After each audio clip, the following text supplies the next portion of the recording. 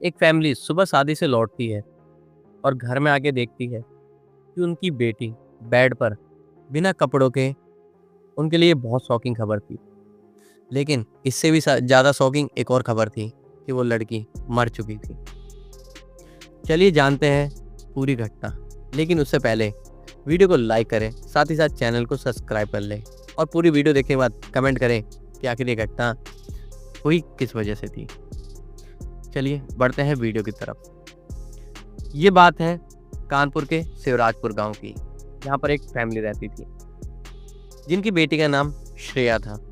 Family को एक शादी के फंक्शन में जाना था, लेकिन उनकी जो लड़की थी श्रेया, उसका मन बिल्कुल नहीं था शादी में जाने का। हालांकि श्रेया की उम्र सिर्फ 15 से 16 साल थी। उसे उसकी फैमिली वाले कभी भी अकेला नहीं छोड़ते थे, जहां भी जाते उसे साथ लेके जाते। लेकिन इस बार श्रेया बहाने पे बहाने बनाने लगी शादी में ना जाने के।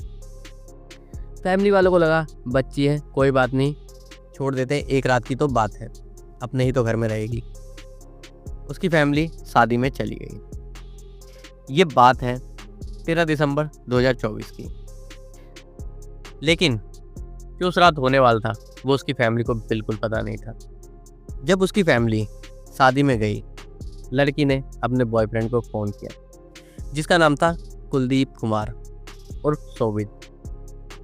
कुलदीप लगभग 20 से 25 साल का लड़का होगा।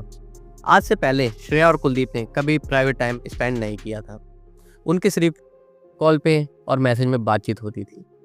ये स्टोरी फेसबुक से शुरू हुई थी और कॉल तक पहुंच चुकी थी। अब उन दोनों के मन में एक इच्छा थी कि हम प्राइवेट टाइम स्पेंड करें, और वो मौका मिल चुका था। श्रेया ने कुलदीप को फ़ोन किया कि आज मेरे घर वाले शादी में गए हैं, घर पे कोई नहीं है, तुम आ जाओ।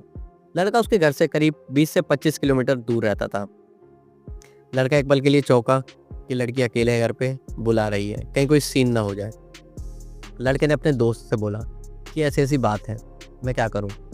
उसने बोला भाई चला जा, मौका अच्छा है, लेकिन कुछ सावधानियां जरूर बरतियो। उसने बोला कैसी सावधानी।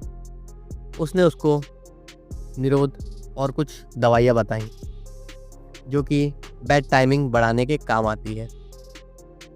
उसके दोस्त को भी उन दवाइयों की ज़्यादा नॉलेज नहीं थी।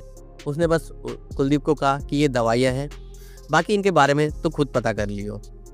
कुलदीप ने थोड़ी बहुत गोलियों की जानकारी ली और फिर एक मेडिकल स्टोर पे जाके उसने वो गोलियाँ और निरोध खरीद के लड़की के घर चला गया।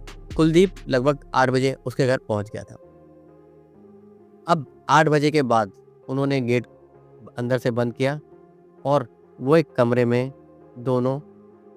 वो दोनों अंदर से दरवाज़ा बंद कर लेते हैं और कमरे में चले जाते हैं। कमरे में जाने के बाद वो दोनों संबंध बनाने के लिए बहुत ही ज़्यादा उत्सुक थे। अब धीरे धीरे उनके शरीर से सारे कपड़े हट जाते हैं और दिसंबर की ठंड थी, ठंड बहुत ज़्यादा। लेकिन उन्हें उस ठंड से कोई फ़र्क नहीं पड़ रहा था। उन दोनों ने संबंध बनाना चालू किया। ये करते करते लगभग उनको 3 बज चुके थे। 3 बजे तक वो बिना कपड़ों के थे। लड़की की उम्र ज़्यादा ना होने के कारण और शायद उन गोलियों का इस्तेमाल से उस लड़की की तबीयत खराब होने लगी। लड़की का शरीर बिल्कुल बुरी तरह से अकड़ने लगा। कुलदीप घबराने लगा। कुलदीप ने गैस चलाया, लड़की की सिकाई करी। थोड़ा बहुत लड़की को राहत मिला, लेकिन वो सिकाई भी काम नहीं आई। अब लड़की पूरी तरह से अकड़ के बेड पे गिर गई और उसकी जान चली गई। लड़का घबरा गया और वहाँ से भाग गया। जब सुबह फैमिली 8 बजे, लगभग सुबह 8 बजे के आसपास फैमिली घर में आई, उन्होंने देखा गेट खुला हुआ है। फैमिली अंदर गई, उन्होंने आवाज़ लगाया श्रेया, लेकिन श्रेया सुन नहीं रही थी। वो ढूंढते उसके कमरे में गए। उन्होंने देखा कि श्रेया बिल्कुल बिना कपड़ों के बेड पर पड़ी हुई है। ये खबर उनके लिए बहुत शॉकिंग थी और वो मर चुकी थी। ये डबल शॉकिंग थी। उन्हें लगा ये कोई हादसा ही होगा। उन्होंने तुरंत पुलिस को फ़ोन किया। मौका वारदात पे पुलिस आई, तभी उन्हें फॉरेंसिक वालों को भी बुलाना पड़ा। वहाँ का माहौल कुछ ऐसा था। फॉरेंसिक वाले आए, उन्होंने जांच करी और रिपोर्ट आई कि लड़की किस वजह से मरी है। बॉडी के पास वो गोलियां पड़ी हुई थी जो बेड टाइमिंग बढ़ाने के काम आती हैं। साथ ही लड़की के पास ही निरोध भी पड़ा हुआ था। इससे मामला तो साफ था कि हुआ क्या है। बस जानना ये था कि ये मामला ज़बरदस्ती का है या रजामंदी का। लेकिन रिपोर्ट ने सब क्लियर कर दिया, इसमें कोई ज़बरदस्ती नहीं थी, सब रजामंदी से था। अब पुलिस विक्टिम को ढूंढने में लग गई। उसके कॉल से पता चला कि कोई कुलदीप नाम का लड़का है। पुलिस ने फ़ोन किया लेकिन कुलदीप का फ़ोन स्विच ऑफ। कुलदीप उसके पते पर गई, वहाँ कुलदीप मिला और कुलदीप को थाने लाया गया। पहले कुलदीप से पूछा गया तो कुलदीप ने साफ मना कर दिया। वो बातों को टालने लगा।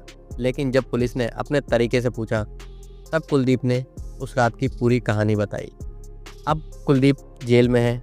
दफ़ा 376 और दफ़ा 302 के तहत उसे उम्र कैद हो चुकी है।